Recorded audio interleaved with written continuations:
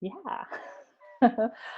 So we do have all 8 candidates here today. I've got 3 questions plus an intro and a conclusion for each candidate, which gives us only kind of a round of 5. So what I did was I put everybody's name in a random generator order, randomized that, took that list, randomized it again, because it does mean that not everybody is going to have a first and an ending. So that was sort of the most equitable way I could think of doing this. Each candidate will be given 1 minute and 30 seconds to respond.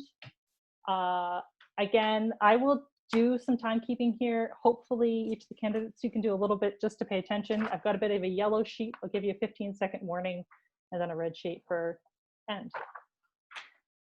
And I think that is it. If we are all good to get started, let's start with introductions. So starting with Dimitri. So again, the order is Dimitri, Courtney, Andrew, Annamie, Miriam, Amita, Glenn, David. Good? Okay. First question, this is the only question that I gave them a little heads up on, is what is your favorite garden yummy and have you ever tried to grow or make it? Plus your introduction.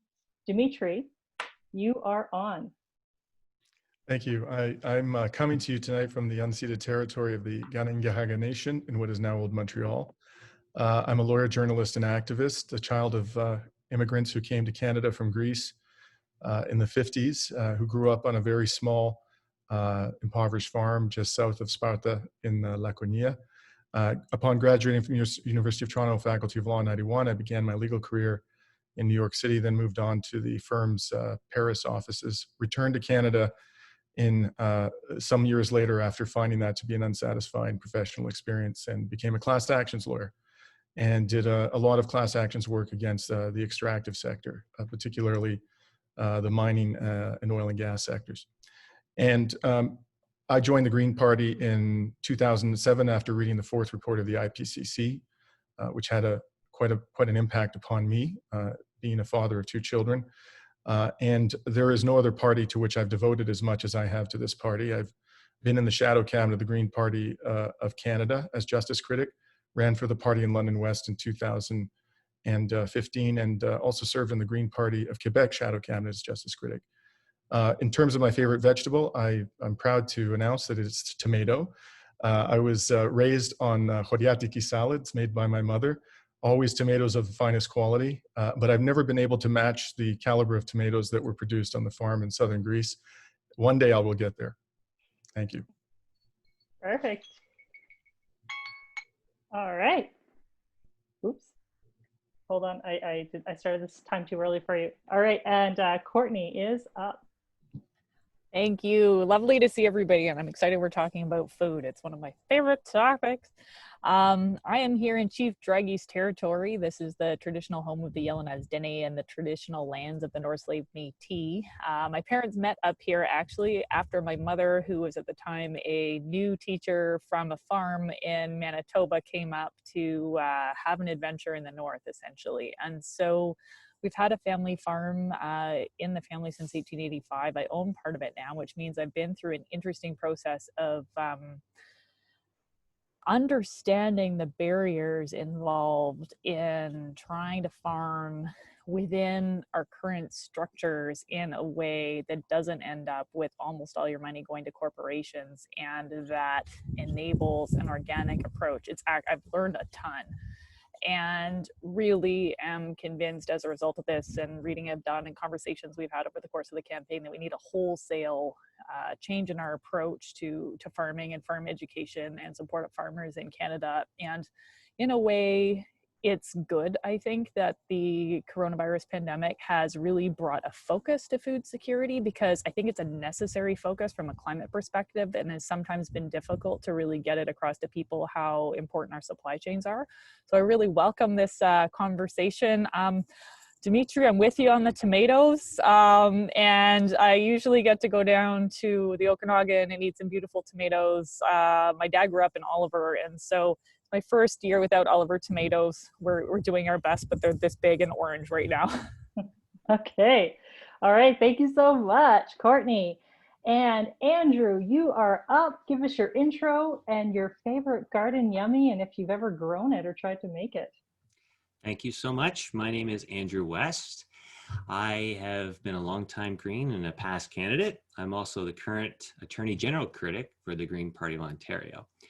Food security is very, very important to me. This is one of my areas of focus in law school. There's about 50%, which when you argue, people argue between 40% of food in Canada is wasted. And this is a big passion of mine to find ways that we can stop this, because food insecurity is a major problem that's on the incline in Canada, not on the decline as it should be. Part of the problem is that we're running out of farmland, and farmers, we're losing people coming into the farm industry. And it's so hard for a young couple or young family to start a new family farm because it's so financially expensive. Unless you inherit one, you're out of luck pretty much. This needs to change. We need to be allies of farmers, not creating more barriers for them. And another issue is that about 91% of Canadians just don't know anything about their food or where it comes from. And that's a big problem. Although the same survey that I saw that written in, it also said 60% of Canadians are curious to know where they got their food. So there's sign for hope.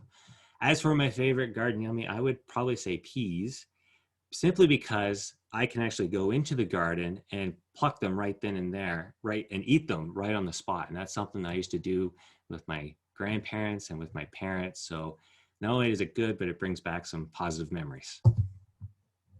Thank you, Andrew. Peas are my thing. I can grow them really well here. So I've been like reseeding my peas. So I love my peas. Great. Next up, Annamie. Are you ready? I'm ready. Hi, Tara.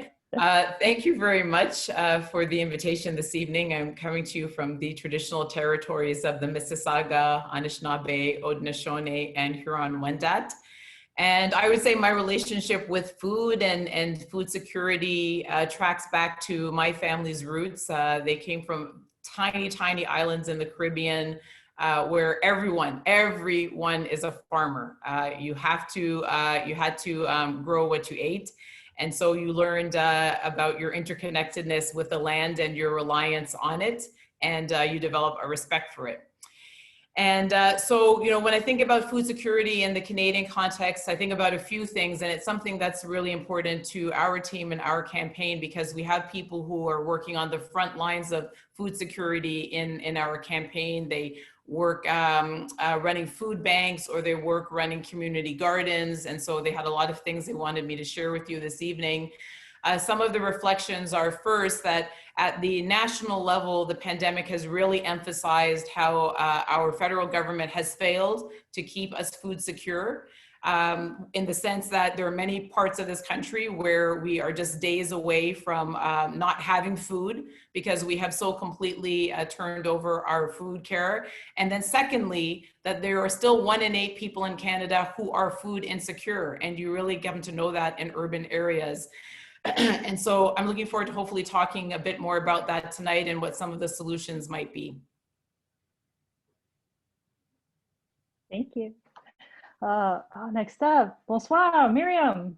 Bonsoir, Farah. Thank you for the invite. So I am in Tiohtià:ke, Montreal, located on unceded lands of the Kanien'kehá:ka Nation. And before you start tonight, I just have an announcement to make. I was informed a few hours ago that I've been expelled from the leadership contest of the Green Party of Canada. I don't have much information at this time, but I've been offered a 48 hours window for an appeal. And because of this, I need to go prepare my defense for the 3rd time, because this is the 3rd attack on my campaign. Also, I'm not sure if I'm even allowed to participate in this debate. I wish you a great debate, and hopefully I will see you at the next one. I just want to thank everybody who is supporting me. Merci beaucoup. Je vous entends et je vous apprécie. Bonne soirée. And yes, of course, it's the watermelon, my favorite. Thank you. Wow, Miriam, I'm sorry. I was not aware, clearly. And sorry about that. I was super excited, Tara, honestly. So I know you. It's fine. It's fine. Okay. Another time we'll have other occasions, I'm sure. Okay. All right. Thank you very much. Okay. All right. That puts a little different spin on everything. I'm going to, I guess, keep the process the same, the timing all the same, because I don't have the time to reconfiguring the math right now, but I'm really sad to see that happen. But I appreciate Miriam coming on and letting us know personally about that. So onwards, where am I at? Mita. Thank you. Yeah, that's a bit shocking. Yes, we can all take a deep breath maybe. Okay. Take a look at your center on your t-shirt, on your shirt there. Look at the carrots. Everybody look at the carrots. Sure. Breathe. Okay. All right, so minute 30. Please introduce yourself and tell us about your favorite garden yummy. All right. Thank you so much. Hello, everybody. Thank you so much for having us and putting this on tonight. I am so excited. Welcome to my greenhouse. As you might be able to tell, I'm a little excited about this. And my greenhouse is situated on the beautiful unceded territory of the Sliama Nation on Lasqueti Island, British Columbia. And this is where I live, off-grid, trying to grow as much of my own food as possible. So I will start by talking about my favorite things because they're mostly in here. I too love peas, but beyond anything, it's the tomatoes that I get to grow myself. And I have, I think, around 7 varieties in here and some peppers. And so my favorite thing to do is to make salsa or gazpacho.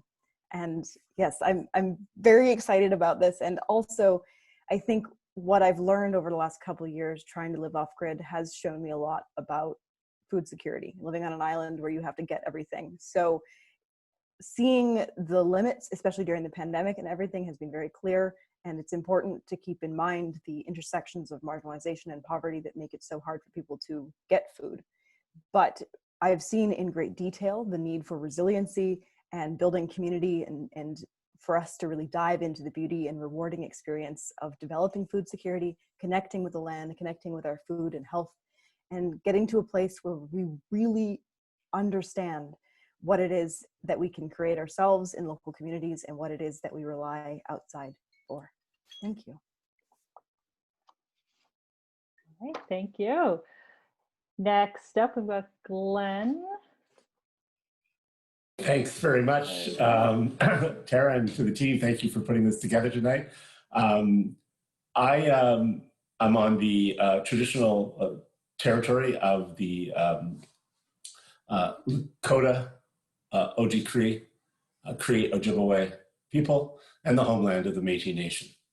And this is Treaty 1 territory as well, sometimes known as Winnipeg, which means muddy water. So we do live up to that reputation.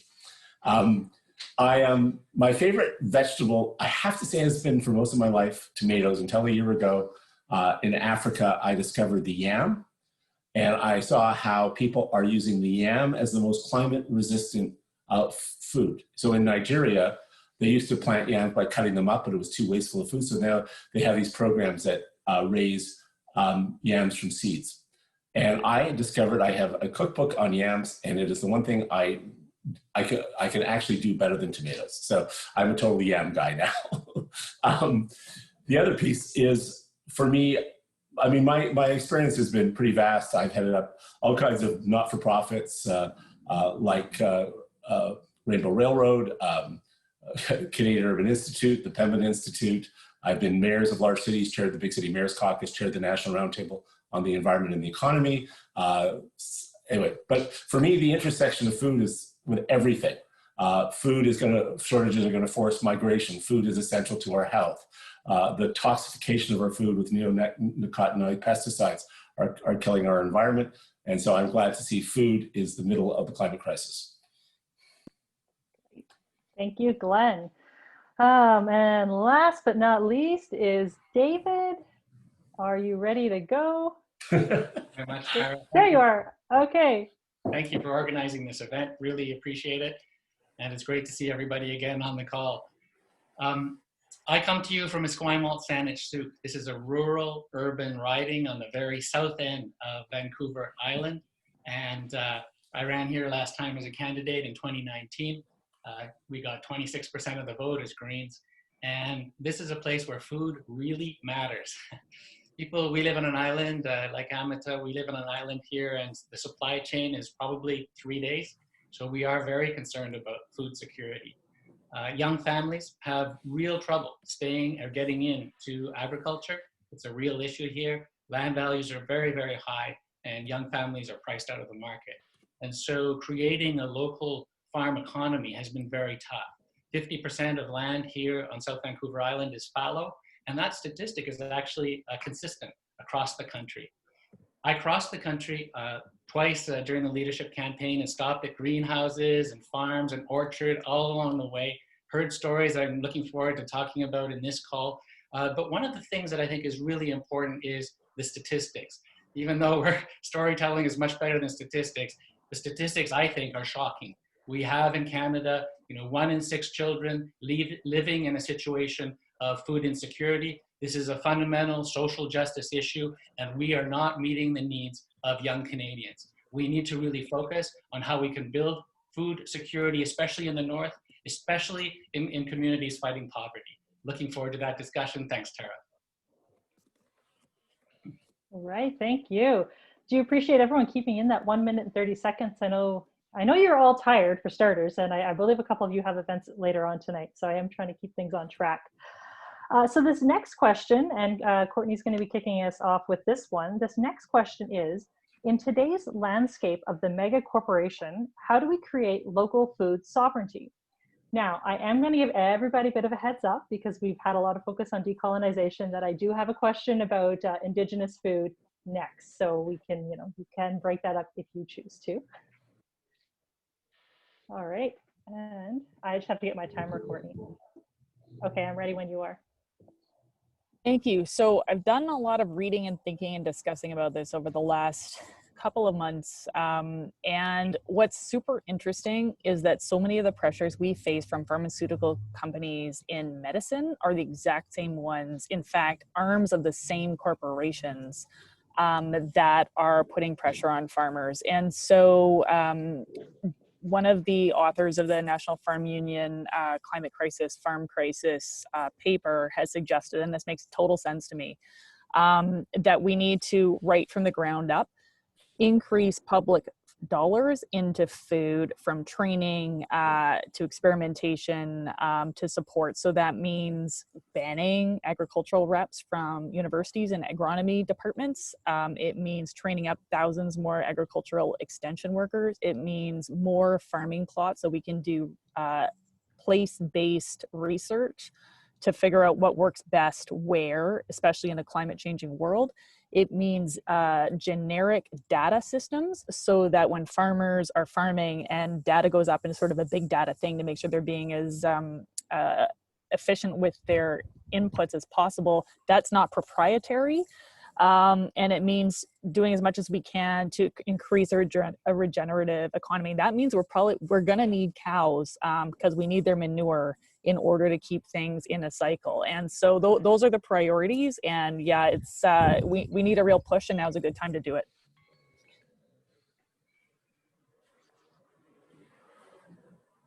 Lovely. All right. Who's Courtney? Andrew. Andrew's up next. And if I mix up the order, please just holler at me. That's okay. I'm managing a bunch of different things here, so. Okay. I just wanted to get some clarity. So off the top, I know that in this leadership debate, this whole contest, we actually have different views. Are we going to have time to debate if a tomato is a fruit or a vegetable? Let us pause for a moment and discuss the delightful puns or other contest points. So far, we've established that the best dressed and best background is going to Amita. So I don't know, Andrew, if you want to open up the debate. Maybe another time. I just throw it out there for you can discuss it in the chat. We might have time for the conversation at the end of the 3 formal questions here. I think that's a lovely way to conclude everyone's thing. All right, Andrew, thanks a lot. Your minute and a half. Go. I hope I did take up much of my minute and a half. Food, so local food is a huge priority for the Green Party. We've often talked about the 100-kilometer diet, which is very important.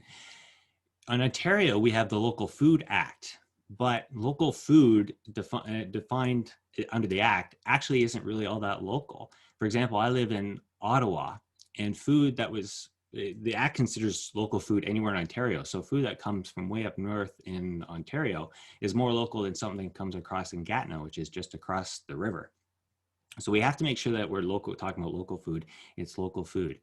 Farmers are key, not only in producing local food, but also in our fight against climate change. And a lot of the incentives that exist in, at least in Ontario, towards agriculture is geared towards the large agribusinesses.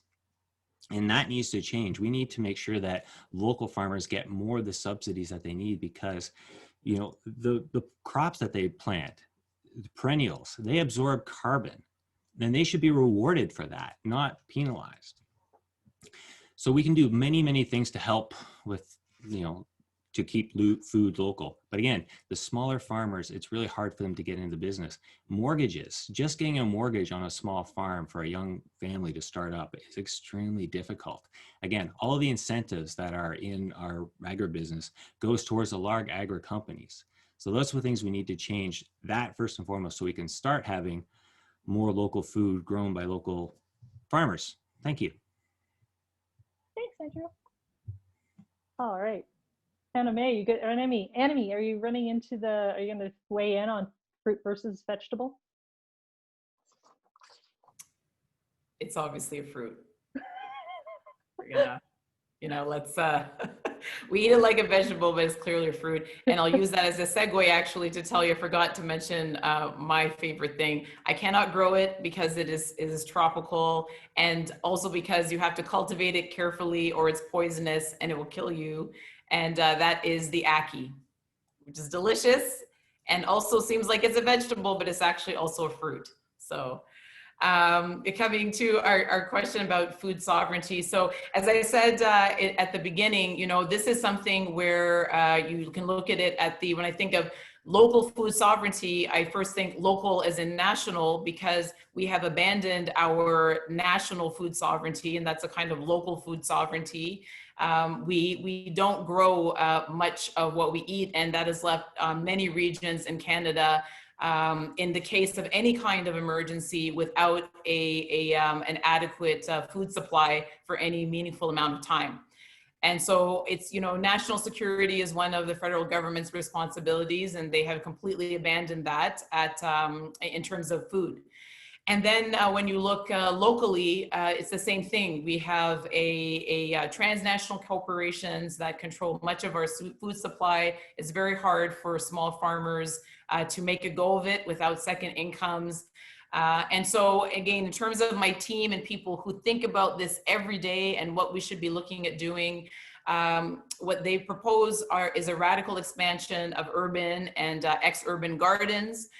We had this incredible opportunity because of the money we're going to be spending very soon on our economic recovery to enhance funding and create tax breaks to support the maintenance of actual small family farms and help us to shift to local and organic production systems. And, you know, this is the time, I think we've had the wake up call. This is the time for us to be looking to break up the distribution oligarchies that have really taken a stranglehold over our food supplies. Excellent. All right. Thank you. Mita is up next. And I mean, do you have a comment on fruit versus vegetable? Yes, I do. So definitely a fruit. I agree there. And I think actually a lot of the things that we call vegetables are technically fruit if you look at the way that the plants are. So says the scientist. Got it. Okay. All right. Question is about food sovereignty in the world of the megacorp. Please go ahead. Yeah, thank you so much. A very important question. I think this is the moment that we have to look at relocalizing the way that the pandemic has shown us, and the supply chains are risky.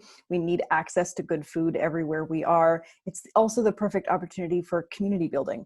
And right now, the lack of access to food really does have to do with corporate control and the taking away from us our own sovereignty, our own ability to build life with each other. And so it's the moment to divert funding away from all those corporations and into our communities again, and to really dig into the idea that food is life, and invigorating all local farming programs and urban ones as well are very, very important. And beyond this, just supporting small farms. And there are other measures as well that I think we need. One of those is enshrining the right of farmers to save their seeds, and also setting up regional food boards. So we have some sort of management program for everybody that is actually dealing with this, and gets the support, not just from a fiscal point of view, but access to programs and support and understanding and organization. And I think there's also just the real challenge that the climate crisis brings to food in general. There's the wider picture about Canada. Thank you very much for bringing that up, Annamie. But I think there's also the local one, in that in the actual changes that we're going to be experiencing, it changes what we can grow where, it changes the season. And we're actually going to need research and support into making sure that happens. And places, especially up north, being able to grow their food well. It's a big challenge, but we're up to it. Excellent, thank you. Glenn. Fruit or vegetable? Whatever it wants to be. Oh. Okay. So this is a 90-second one. It's really hard for me because I'm very passionate about this. So you have to link food and water security and food and water strategies. They're absolutely inseparable. We have to start really coming down on corporations and sovereign funds. China is buying up land in the Ukraine. Nestle and a whole host of other companies compete with China to buy up freshwater rights. Africans have very little ownership or access to their own fresh water because mostly corporate and other foreign sovereign funds have bought up the leases and rights to that and also own much of the arable land. Water and food is becoming weaponized in the world right now in anticipation of the shortages of it. In Canada, we need a national nutrition strategy that puts food at the middle of the health agenda. We need to support Courtney and other people who we know who are understanding that diet is inextricable from health. All you have to look is at the corn syrup-based diets that are the result of colonialization and the attack on Indigenous people and remote communities. We have to, I talked about Ake Foods in the North and the models for liberating local food and getting rid of the reliance on Kentucky Fried Chicken and gummy bears. We need a national nutrition strategy. We need to break up industrial farms. We need to get rid of neurotoxic pesticides that are killing bees and pollinators. We need a national pollinator health strategy. Very proudly, first in North America when I was minister to get rid of neurotoxic pesticides, 17 other jurisdictions, only one other province. I could go on, but I'm not allowed to, so I'll shut up now. Thank you very much for being patient with me. Yes, you crammed a lot in there. And we've got David is next, and comments. I don't know if you're going to be able to beat Glenn's comment on tomato versus fruit versus vegetable, but he wins the prize, so I'm going to adopt his answer. Can't beat that. All right, food sovereignty and megacorps, go ahead. Yeah, on food sovereignty, I think local food is essential, and I'm going to repeat some of the great points that especially Andrew made around the importance of local food and our subsidy system in Canada. We do not subsidize local food. We subsidize mass agriculture, mass livestock, and we need to shift where the money is going. When I was in Kelowna a couple of weeks ago, I met with an owner of one of the orchards, and he was saying, you know, it's getting more and more difficult to bring in agricultural workers, and we need help on the front lines. We need proper supports, especially during the pandemic. And one of the things that he mentioned was that Kelowna has done a fantastic job of building its local food opportunities by linking it to tourism as well. Being able to, especially the Kelowna wineries and Kelowna orchards, have been able to connect with the local tourism industry and have really transformed the agriculture sector all around Kelowna, British Columbia. And I see this as an opportunity as well. It's happening elsewhere in Quebec and Ontario with maple syrup in the fall. And I think it's one of the things that we should be looking at. How do we systematically help local farmers and local food producers? Because I see this as strategically important for us in terms of gaining votes.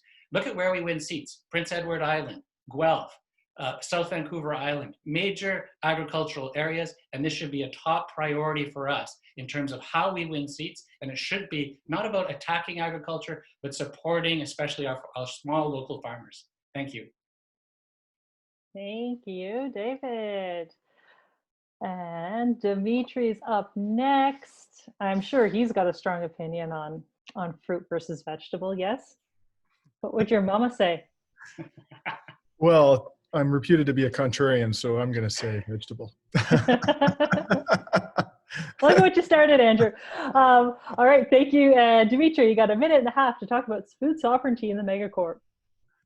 So, as we've outlined in our environmental platform on our website, teamdimitri.ca, we have a profit-driven, chemical and energy-dependent corporate industrialized agriculture, which focuses on increasing production and exports and reducing prices, ignoring externalized costs.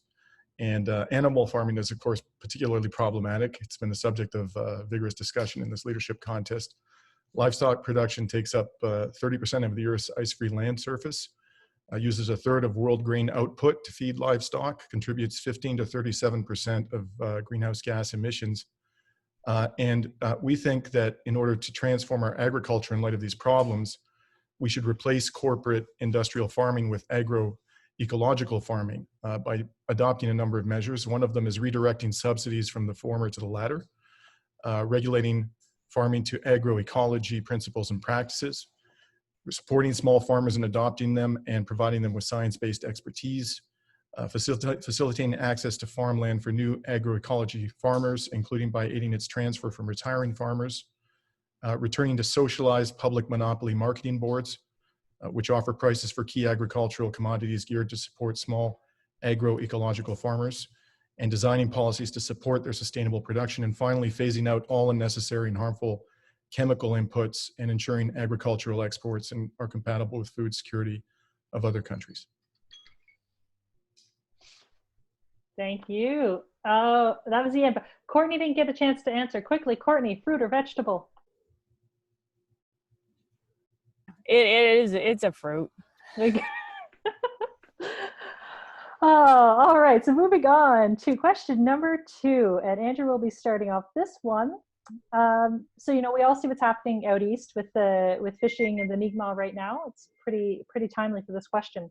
So, what does decolonizing food security look like and mean to you, and how do we integrate Indigenous and non-Indigenous food systems?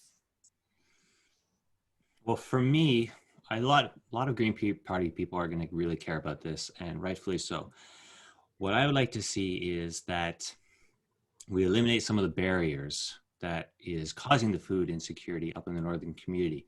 When you promote, from my understanding, when you promote traditional food practices in northern communities, particularly in First Nation areas, health improves. There's less obesity, but it's not just a matter of that. From my understanding, there's a lot of the traditional foods, for example, like hunting, game, and fishing, is now being contaminated by mercury and other types of contaminants and poisons. So it's a double-edged sword there. Like, we need to promote this, but we also need to find what's causing this contamination. In some cases, it's the bullets from the hunting that's causing mercury, but as well as there's mercury in the fish as well. So all of this needs to be taken into consideration, but we also need to make sure that we provide as much as possible fresh food to northern communities that aren't able to access it otherwise. So we need to find better ways to transporting food up into northern Indigenous communities so they stop having brown lettuce and they stop having canned goods, which again causes more obesity. And we can do this by shifting resources into, for example, trucks that run on hydrogen to better, to reduce the contaminants that are in the air in the first place. Thank you. Thank you, Andrew. Who do we have next? It's Annamie again. We're going around and around. Okay. Thank you. Decolonizing food. Oh, sorry. I'm sorry. Go. No, it's my fault. I was talking. I shouldn't be talking. They don't want to hear me. No worries. Go ahead. So, this is one that it's something that is going to really show how committed, particularly for Greens, how committed we are to Indigenous sovereignty and self-determination. Because, if we're going to approach things the way that we should, which is nation to nation, then it may mean that sometimes a nation or nations make a decision that we don't agree with. We may feel very strongly, for instance, that, for the sake of our planet, we have to move completely away from animal agriculture in all its forms and transition to a strictly plant-based diet, but we can't force another nation to do that. And so, you know, this isn't so much about integrating our ways with the ways of other nations. It's really about approaching those in the same way we would negotiate with any other nation. And so that's what I want to see. I want to see indigenous peoples, First Nations, Inuit and Métis having full control and determination over what they eat, how they produce it, how they hunt, and so forth, even if we don't like all of the choices. And we can see the unintended consequences. For instance, in the seal hunt, we can see the unintended consequences perhaps coming down the road. And I would encourage us as a party, as we develop our policies related to animal agriculture and food security, to keep in mind Indigenous sovereignty and put it at the heart of everything. Thank you. Amita is up next. Thank you so much. I've been thinking about this a lot, especially with what you mentioned of what's going on in Mi'kma'ki, and the clear, I think, lack of education that settlers have given to each other on understanding sovereignty and history and what nation to nation can even mean, and what's going on and what has happened for Indigenous food sovereignty as well is part of genocide. It's erasure and it's destruction of tradition and way of life, and often also destruction of life. So on that, you know, I think what we need right now for survival, for stability, for resilience, is to understand our relationship to our ecosystems and how we live with them, how we are integrated into them, and how, in a sense, also we must be fed by them. And right now, everything, all our systems are very much out of balance. And it's the concepts and the history and knowledge that come with living on this land for thousands of years. The Indigenous food systems are what we need. And so decolonization is both making sure that everybody on this land and everybody that we have colonized gets their rights and has their sovereignty, but it also means understanding how our ways of life are invasive, and especially even just down to the plants that we grow, and understanding how we must be careful in everything that we do, and also get back to that relocalization, I think, is part of it as well. And absolutely, we must enshrine rights and sovereignty and also defend them, not just say, oh, look, we're done. Thank you.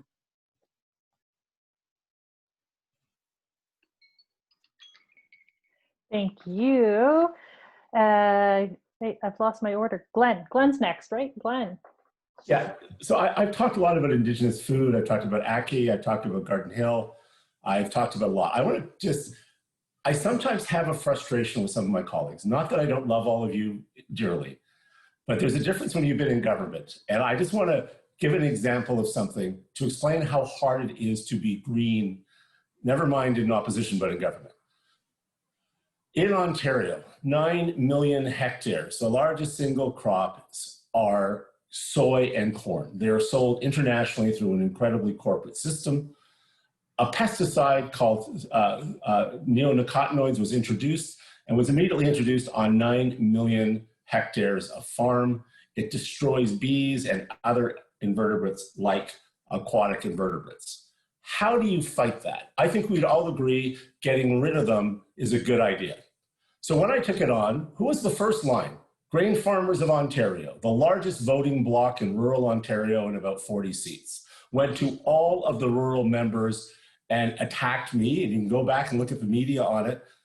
I worked with them, we got to a draw, and we're phasing them out by percent. Then I had Monsanto, Bayer, and Syngenta, which Courtney points out correctly, is the pharmaceutical industry. See, this is the challenge. I'm running out of time. But I stared them down. And then I got 17 other jurisdictions to do it. And that took 4 years against unrelenting popular support. And we lost rural seats because of it. So it's not easy. So we've got to realize the magnitude of what comes to fulfill any of the things that we're saying, even just one of them. It's enormously difficult in a democracy. Okay, that was a long last sentence. I'm letting it slide. I'm sorry, that was very kind of you. You can cut me off next time. Take 10 seconds. All right, David, you are up. Thank you, Tara. This is near and dear to my heart. I went into law. My first job in law was on a reserve in Alberta, the Maskwacis Reserve, and Indigenous sovereignty and food sovereignty are critical issues. By coincidence, this morning I released a paper on the Indigenous Advisor Circle for my leadership campaign, and also if I'm elected as leader, that'll be a circle that continues. And I think it's essential to start by listening to Indigenous people around this, and especially adjusting our policy as a consequence. As we prepared this paper that was released this morning, I was talking to Indigenous folks on the Saugeen First Nations in Ontario, and they were saying how important it is to have them being able to develop their local food opportunities. They said it has multiple benefits. It's about health, healthy food. It's about mental health, getting out, physical exercise. It's also about social standing, where people have an important role in society because people know that it's hard to grow food and it's hard to grow lots of local food. They were telling me also that this is an intergenerational opportunity for First Nations, and it's also about self-government. It's establishing independence and sovereignty. And so I think for the Green Party, what we need to do is listen to these Indigenous voices and adjust our policy to make it clear that we support local food on reserve across Canada. Thank you. Thank you, David. Dimitri. And I listened, thank you, listened with interest to my colleague Glenn's remarks. As a matter of fact, you asked how we fight, the agrochemical sector. I did, in my years as a class action lawyer, bring a massive class action against Bayer and Syngenta, the makers of these neonicotinoid pesticides, which are devastating bee populations in Ontario and Quebec. No one else wanted to touch that case. We took it on because of the inertia in government and the fact that the regulatory community has largely been captured by the agrochemical industry. But we shouldn't have to resort to the courts to do that. I think we need political will to take on these big corporations, and that's what I'm advocating for.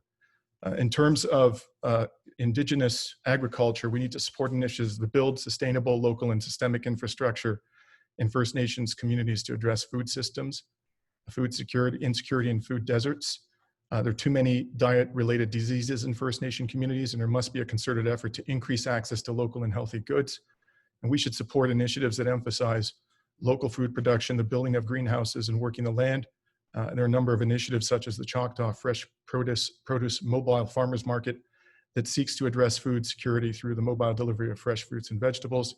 First Nations have been affected by neighboring factory farms, and many reserves endure poor water treatment and distribution infrastructure, and few have the resources to upgrade their facilities. This makes the impact of contaminated source water from intensive hog and cattle operations a serious concern. So we have to tackle the industrial farming system afflicting our country, and particularly its impact on Indigenous communities. all right, thank you, Dimitri. And finishing up this question is our northern colleague, Courtney. Thank you. And it's been really great to hear some of the comments from my colleagues talking about how in a lot of ways we need to be humble. I was actually very involved in the development of our current food guide, and we have to be really grateful for Jane Philpott, because she put up her elbows and said, look, we're not going to have closed door meetings with the food and beverage industry, and we actually have the most evidence-based food guide that I know of in the world. My friends in other countries are incredibly jealous. But during the development of that food guide, when I was in the South, when I was in the North, I was doing my best to sort of defend plant-rich diets. And when I was in the South, I was having to say, look, guys, Indigenous food security involves meat. That is an integral part of culture. And I had this conversation on a Green Party Facebook page just the other day. We need to check ourselves when it comes to the purity test that we're putting out frequently around vegan diets. It's Indigenous people are the original practitioners of planetary health.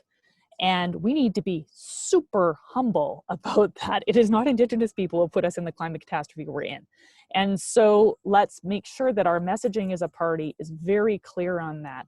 When it comes to the North, and people are absolutely right about the local toxic impacts of resource extraction. And what is heartbreaking about it is that, for instance, in the only halfway decent study that's ever been done downstream from the oil sands, Indigenous people know that the studies haven't been done. So they're stopping eating traditional foods because they're worried about contamination, because we haven't even done the studies. So their health outcomes are worsening because they have been utterly neglected. And it is. Okay, I'm gonna pause. That was a Yeah, longer last sentence ago. Yeah, sorry. It's one of my greatest shames as a member of the conventional medical community in Canada that we haven't done those studies. Yes, I agree. I'm actually doing my master's on something about Indigenous impacts and resource extraction right now. So I can, this is why part of this question is very close to my heart. And on that note about Indigenous Humboldt and being aware, everyone knows September 30th, Orange Shirt Day, in support and recognition of residential school survivors, so or attendees. So please, everyone, wear your orange shirt and tune in and watch something on that. Last question, Annamie, I believe you are up. So this last question, give me a minute to define it here. What is an agriculture-related asset in your community, area, or region that would contribute to food security? And what would you do, or how would you propose to build on that asset? I'm going to let each of you define your region as you see fit, but please try to stay within a provincial or territorial boundary. I will let each of you clarify that if you need me to re-ask that question as well. That's a multi-dimensional question. Yes. There.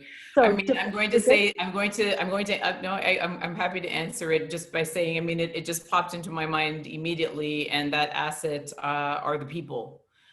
Because, you know, as I said, when I think about the people on our team, the ones who have established local community gardens, allotments, food security projects within the community, the ones who are creating the urban gardens and the roof gardens, et cetera, and we have many of them on our team.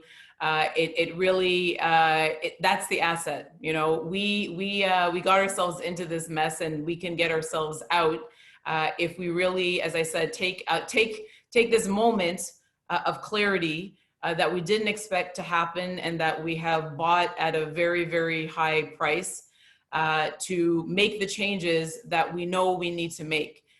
In urban environments, you know, the things that I just mentioned, in rural and remote environments, the kind of investments and incentives that will allow us to decarbonize our food production, support the kind of production that is going to be healthy for us and for the planet. And then bring in a guaranteed livable income, so that when we talk about food insecurity, we talk about it in the past tense. So if I have to just pick one asset, I'm going to say people. I'm always going to bet on people.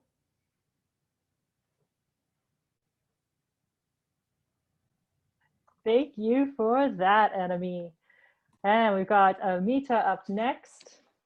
Annamie, bet on people. Where are you going to go with it?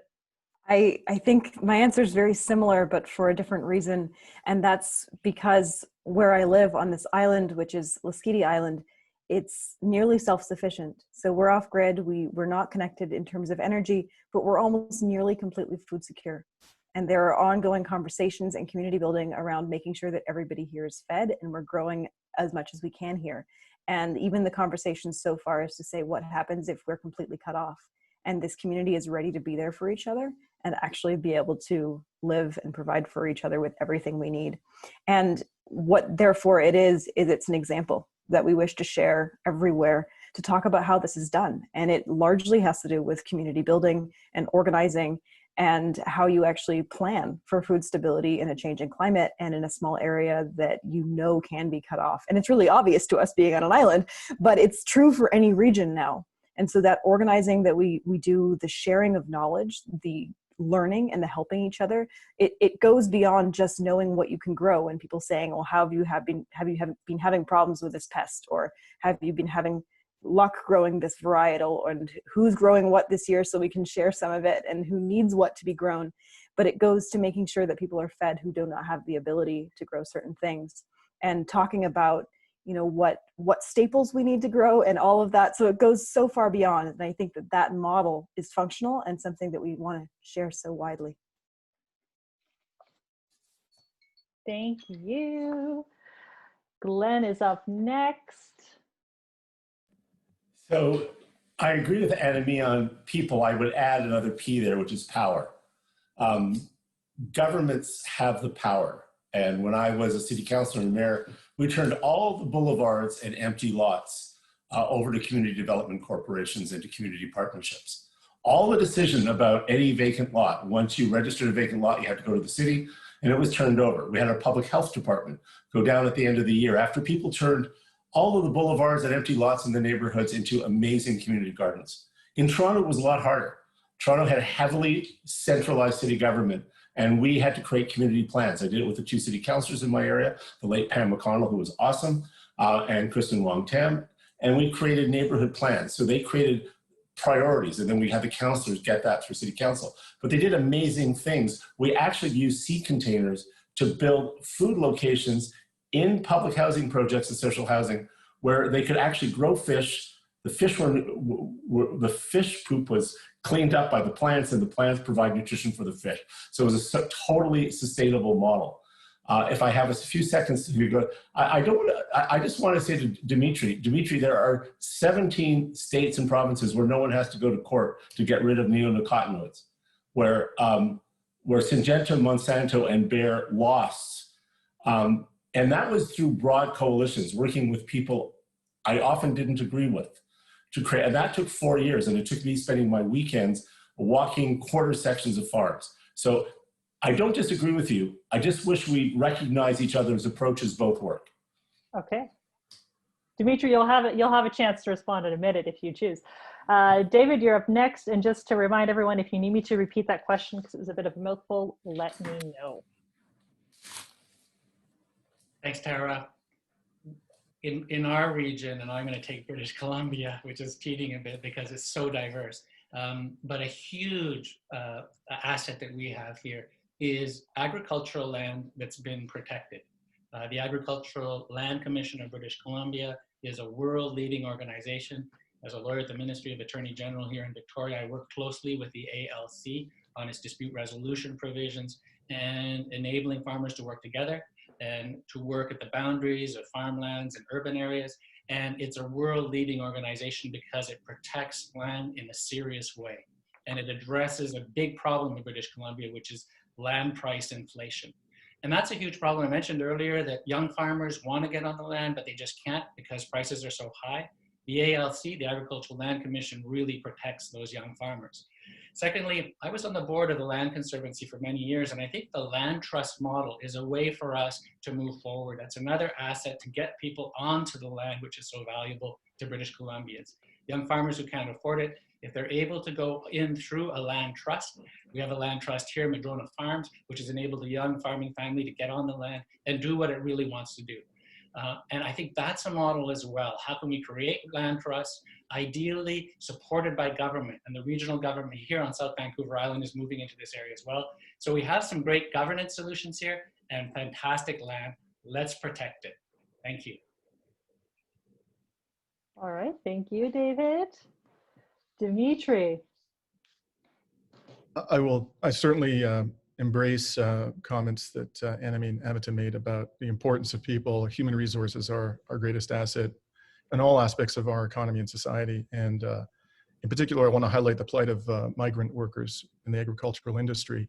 And the way they are treated is really endemic of a larger problem, which is that the people who are doing the most indispensable and difficult work are oftentimes the people who are most vulnerable socioeconomically and least compensated for their indispensable contribution. And at no time, I think, has that been more evident than during the pandemic, where so many temporary foreign agricultural workers were exposed to an extraordinary and unacceptable degree to the virus in order to continue to deliver our food to our tables. So I think we have to understand not only they are our greatest resources, but that as a society, we are failing them, and we need to give them a path to permanent residency and ultimately citizenship, and we need to ensure that they have the same benefits and wage protections and working condition protections as other workers in our society who are citizens or permanent residents. Dimitri, you have 20 seconds left. Well, I'm going to be brief this evening. Okay. All right, Courtney, you do not get his 20 seconds. I'm sorry. That's all right. I think our greatest local sort of gift is actually this lake I'm sitting beside. It's Great Slave Lake. It's the 10th largest freshwater lake in the world, and it is not overfished.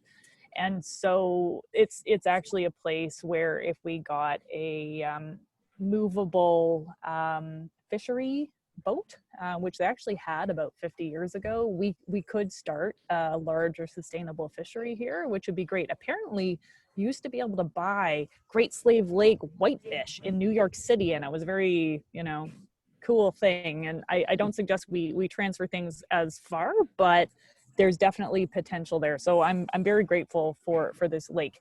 And I think, in small communities in particular, what Amita was saying really resonated with me. It's really the relationships. One of the real drivers of local food up here is a woman named France Benoit, who ended up having a conversation with a contractor who is very much not on the sort of greeny granola end of things, but at the end of it, he gave her a vacant lot and donated the trucks to truck in all the soil. And she just grew tremendous numbers of potatoes there right in the middle of Yellowknife. And so I think that those relationships and the sort of unconventional solutions that they can end up generating are one of the real benefits of life in a small community. All right, thank you very much, Courtney. And finishing up here is Andrew. One of the great things about the area that I live is the area that I live. Ottawa is a very unique city. Land-wise, it is huge. I think you can fit about 6 of the next biggest cities land-wise just inside the city limits. It used to be the whole county of Carleton, which they now call the city of Ottawa. So we have urban and rural combined within the cities. We have city councilors that are in charge of just rural areas, rural wards. And you find this great mix of farmers wanting to do things and a way to connect to the urban areas. But that's actually one of the problems that I wanted to raise that I haven't really raised yet. We have the opportunity to have more local food, yet in Ottawa, a lot of the local food that we produce there is actually transported to Montreal first for distribution and then shipped back. And that's a problem because not only is the food on the road for quite some time and causing more emissions into the air during the transport, but it's also unnecessary. We can have fresher food, more local, fresher food, quicker and faster. So we have the Local Food Act in Ontario, which I think is very important, but I would like to actually see it a national act that actually has a more focus on a local area, 100 kilometer area. That way we can have, the farmers get to the food, the farmers who produce the food, get it to the people quicker, better, faster, and fresher. Thank you. Thank you, Andrew. Yeah, I mean, just this whole conversation. So that was the last of the questions, and we'll be shifting into our closing statements here. I mean, there's just so much that is interconnected with food and, barely scratching the surface. The 100-mile diet is such an interesting concept. When you look at sovereignty, given, like I said, I'm right on the U.S. border, and it's Washington apples are way closer to me than an Ontario apple would ever be. So, where do you find that balance? So it's, like I said, we're barely touching the surface of this conversation, but thanks everyone for being here. And before everybody logs out, before we shift into the closing statements, just want to remind everyone to go check out each of the candidates' websites here today. Voting starts on the 26th. They are in the last home stretch. Go donate to them, pick up the phone, help phone bank for them, whatever that is. And for those who are not aware, the BC government just called an election. So the BC province of BC here is heading into an election, October 24th, if I recall the date correctly. So again, the BC Greens are going to be desperately looking for volunteers. If you can help out with phone bank or donating, that would be fantastic. And of course, in our own riding here of the South Okanagan West Kootenay, we are actively looking for volunteers and would welcome any help. I've got a long list of tasks that would be wonderful to get some assistance with. And so with that, wait, Amita is closing, right? Yeah, Amita is up next. Sorry about that. I started talking again too much. No, not at all. Thank you so much. And thank you everybody for coming. And thank you so much for putting this on and giving us the opportunity to really get more in detail about this topic. And I think really what's clear is we need resilience. We need local strength. We need preparedness. We're facing multiple overlapping crises at the same time, and climate change is going to completely overhaul our food systems, whether we're ready for it or not, meaning the way they're actually structured, but also in detail, how we grow food, how plants survive, how the literal changes that are happening are going to be a huge deal. And I know so much of this personally in the trauma that we're getting ready to face from disaster and also from my current life. Our future is in community building because that's what we need to weather the storms and the turmoil. This comes down to empowering people and helping people empower each other to develop the resiliency that we need. And I am beyond proud of the community that we've built on this campaign. It is so full of joy, and we want to share it with everyone, the party, the country, the world. So you're all very much welcome to join us. We need the spaces where we all belong.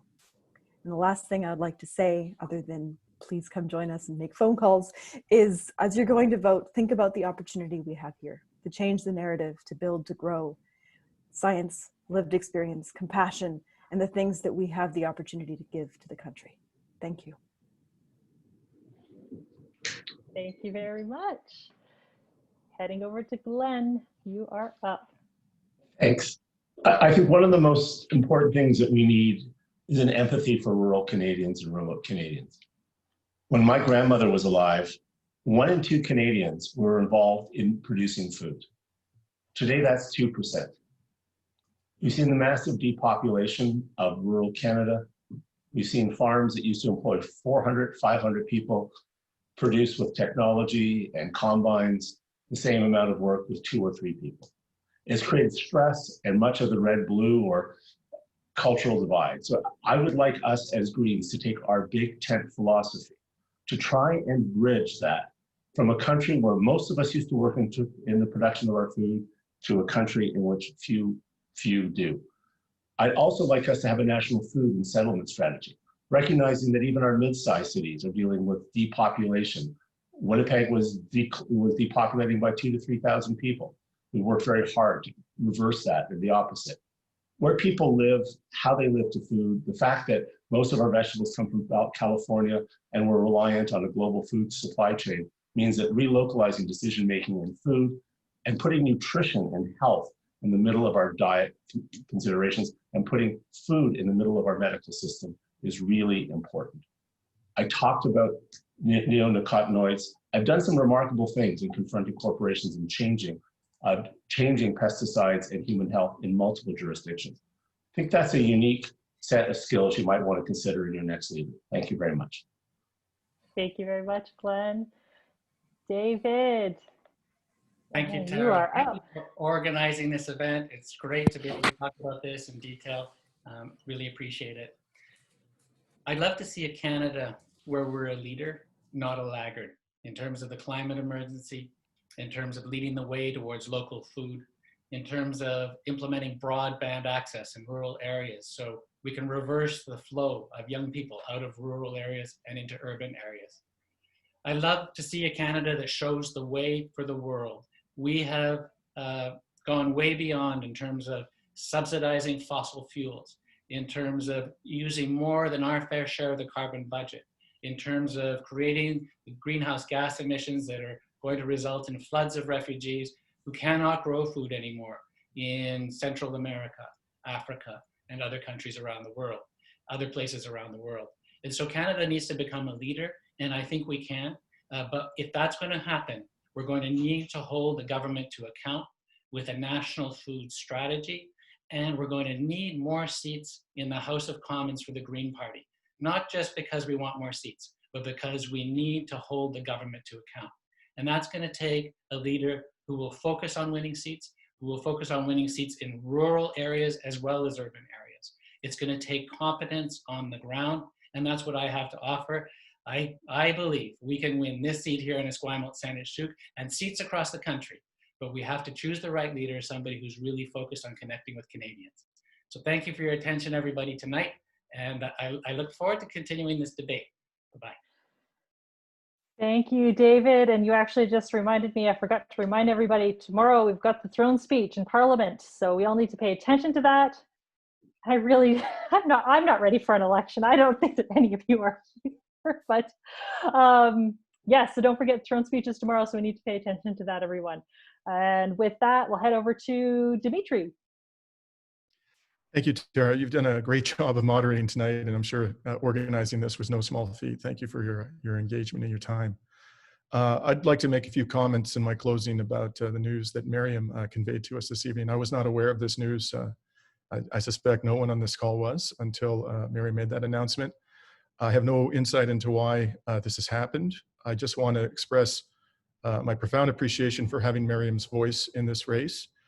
She was outspoken, candid, and bold in her proposals. That's not easy to do when you come from a marginalized community and you're young.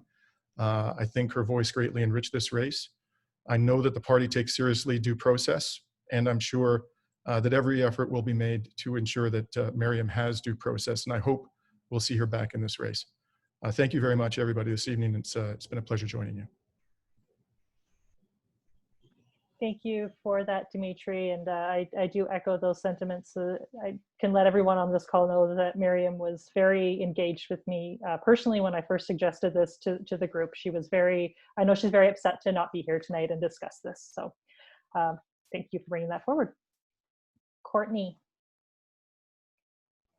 Thanks, and thanks for that closing, Dimitri. That was very collegial, and I agree. Miriam brought a lot of heart and light and rigor to the race, and I really appreciate that.